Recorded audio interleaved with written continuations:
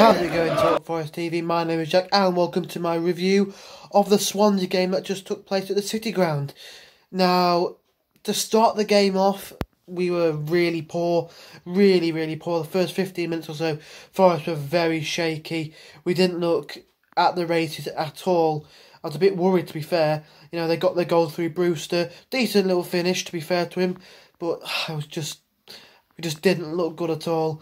And then Sam Yamiobi pulled out an absolute firecracker, brilliant goal. And he was immense, to be fair. You know, I don't know if it was something that Sabri told him to do, but he picked up Bidwell, who, you know, caused us so many problems down that left-hand side. He picked him up and he really nullified that sort of threat, if you will, while still being able to go forward. Pulled off another fantastic goal to make it 2-2.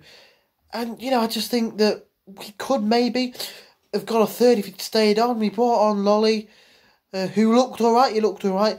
It did take away that sort of cover against Bidwell, to be fair. But if he'd have stayed on, he might have got a third. He might have got a hat-trick. He might have been confirmed playoff team. But unfortunately, we've got to move on to the next game where only a point needed against Barnsley, which should be easy. I'm pretty sure we'll get 3 points. But I'll talk more about that in my preview. So, yeah, I just want to say the referee. Oh, my goodness me. He was terrible. He was one of the worst referees I've seen in a professional football game for a very long time. I can't understand it. It was as if Swansea had paid him off or something like that. He was terrible, absolutely. Like, every single time a Swansea player looked at him, he was giving him a free kick, booking a Forest player. And, you know, for Forest, he had to have their head chopped off, or, you know, GBH performed against them for us to win a free kick, let alone a yellow card. I mean, fair play, he got the red card right. That was a dreadful tackle from Kyle Norton on Alex Mighton. And I think, you know, he looked good coming off the bench, Mighton.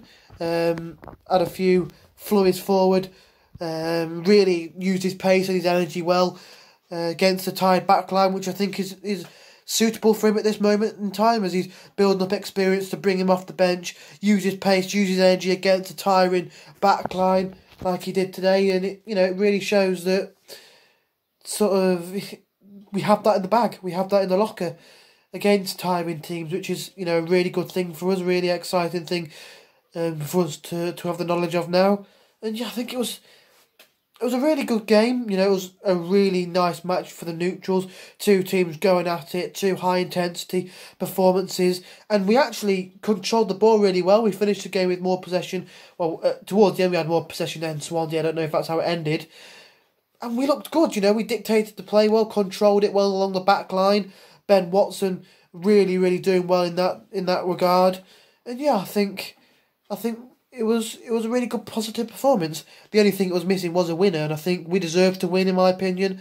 It's a performance that we've played much worse than that and won. Think about Bristol City at home recently, that springs to mind. We played much worse than that and won. So, you know, it is a positive that we are stringing positive... Sorry about that. We are springing together positive passages of play.